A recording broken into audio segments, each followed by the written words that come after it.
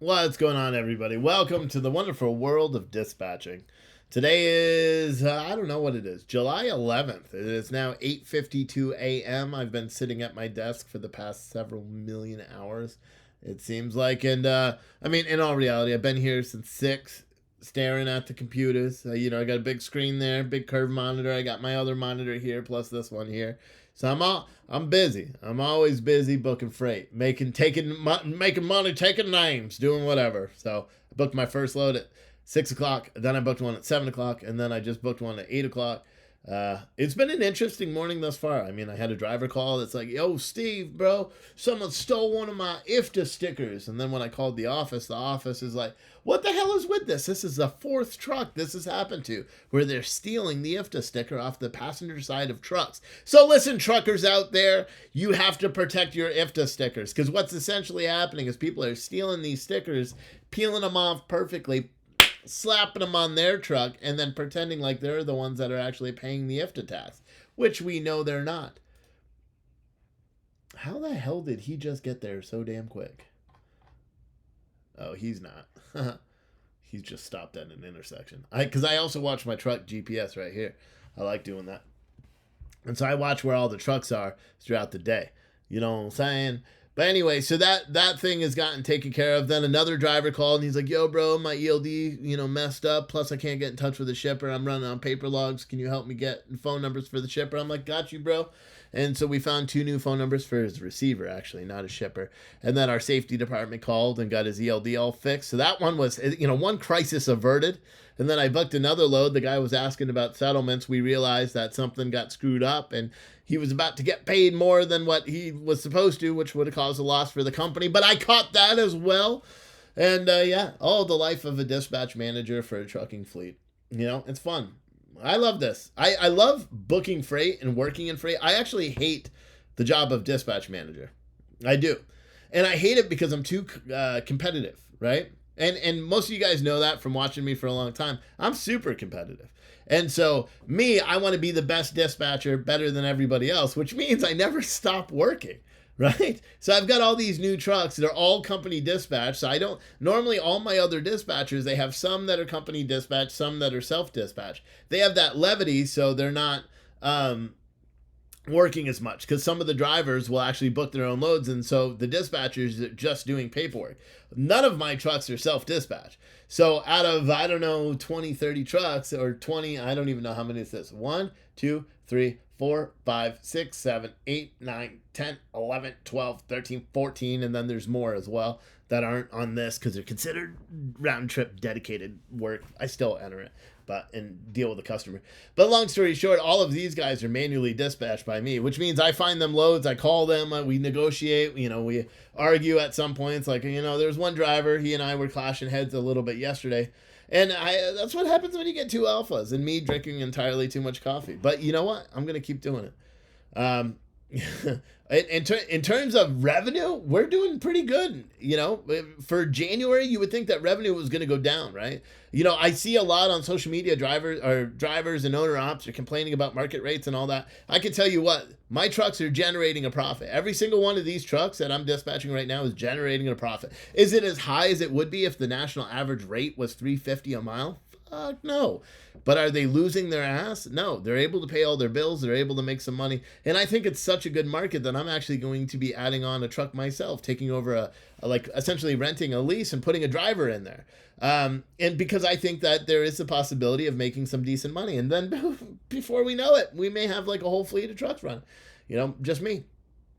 But it's pretty exciting. The booking freight every day, it makes the days go by super duper fast. But I also long to do some of the things that I was brought on to the company to do, like, strategize and create new divisions and run wild and run free. But I can't do that. And I want to. I want to be like, grab the owners by their shoulders and be like, "Just let me go, boys. Just let me," because I tell you what, this dispatch shit is for the birds, man. It's hard. It's hard work.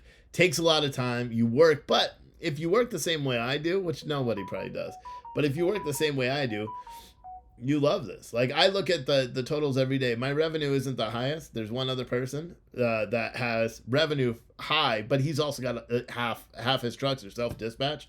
So it's them doing the work, not him. So technically I'm doing better because all my trucks are self-dispatch, but my revenue is highest. You know what I mean? And it's really high, like startlingly high, like so high that I'm like, you guys should pay me more money because they actually said that yesterday. They're like, maybe you should get a bonus. I'm like, maybe you should use that bonus to hire a new dispatch manager because I quit this bitch because I really don't like it. Hey, if any of you guys have experience dispatching a truck and don't mind moving to Chattanooga, we are actively hiring for a dispatch manager. No joke. Like, if you want to dispatch, if you have the same tenacity, you'd still work under me. I'd still be your boss. But you would supervise and build the dispatch team the way you want and the way I want. But the way you want, the way I want, and the way the company wants. But we just need a go-getter. Like someone, see, what I do is I take all these trucks, because most of these guys are new. I take them, I work with them until I feel like they're free, and I release them into the wild and essentially assign them to another dispatcher who then will work with them. I like to get them through their first settlements, understand everything, like kind of coach them, and then boom, kick them out while managing the day-to-day operations for all the trucks and billing issues and all that stuff. So it's fun. It's a good job. Like, it's a good job, you know? And I just hate it. I'll be honest with you. I want to go out and do sales. I want to make more money. And so I want to go out and do sales. I want to knock on doors. I want to get customers. I want to fly around. I want to golf. I want to go to the gym every single day and not at 5 o'clock in the morning because it's the only time of the day that I have to go to the gym. Stuff like that, you know? But yeah, I mean, this is definitely... It's a great job. It's the best company I've ever worked for. I've made this video a couple of times today, and I keep deleting it because I say stuff that I shouldn't be saying on the video about like drivers. Like there was one I did a really good video, and then a driver called, and I forgot to mute the video, so you heard everything that he was bitching about. That doesn't work for me.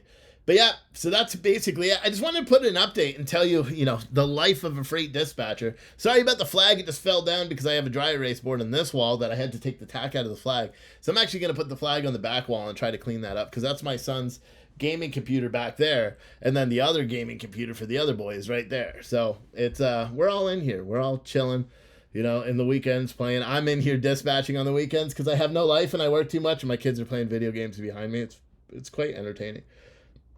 But I don't even play video games anymore. In fact, I'm using my work laptop. My big gaming PC is sitting unhooked on the floor right next to me. Don't even use it anymore.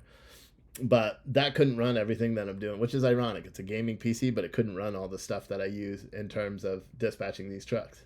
Because I use load boards and multiple monitors and all that stuff. But anyway, that's about it. I just wanted to provide an update for you guys. It is now 9 o'clock in the morning on the dot. It's going to be a big, crazy freaking day freight-wise. I want to book today, singularly. I would like to book... What's my target? You want to know my target today? Here's my target. I would like to book $14,000 in freight today. It doesn't seem like a lot, but that's daily.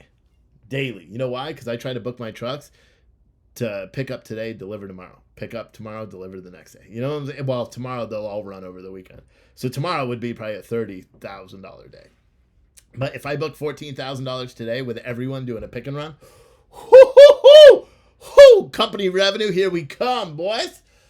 But yep, that's it. Anyway, if you seriously, if one of you guys lives in Chattanooga or you're looking for a dispatch manager job and you want to throw your hat in the wind, you got to have experience in the freight industry, got to have experience dispatching a bunch of trucks, got to have experience teaching people, because that's what you do in this role. You are literally teaching owner ops how to use boards, how to dispatch themselves.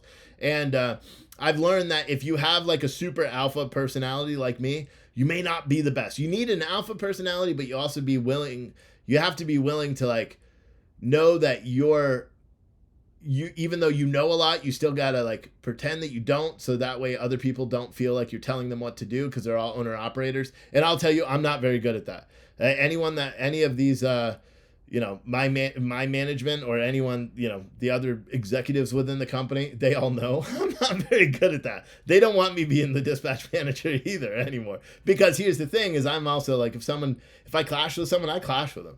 You know what I mean? And I'm like, they're stupid. Plus they also said like, Steve, do what you want. And so I did what I want. And then they're like, tone it down, Steve, tone it down. I'm like, no, listen, like, we'll make more money. And they're like, we know.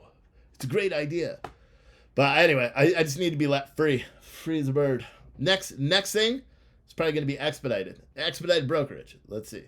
But that's probably going to be the next little puzzle that no, because I think there's going to be an Oklahoma puzzle. After that, then there's going to be the expedited side. So, which is good. But I love this job. This is the best company I've ever worked for. Best job. Best group of upper management that you could possibly have. And I've worked a lot of jobs, and this truly is one of the coolest companies that I worked for. So hopefully everything continues to go this way, and hopefully I'm replaced as the dispatch manager soon, and they let me fly. Let me fly.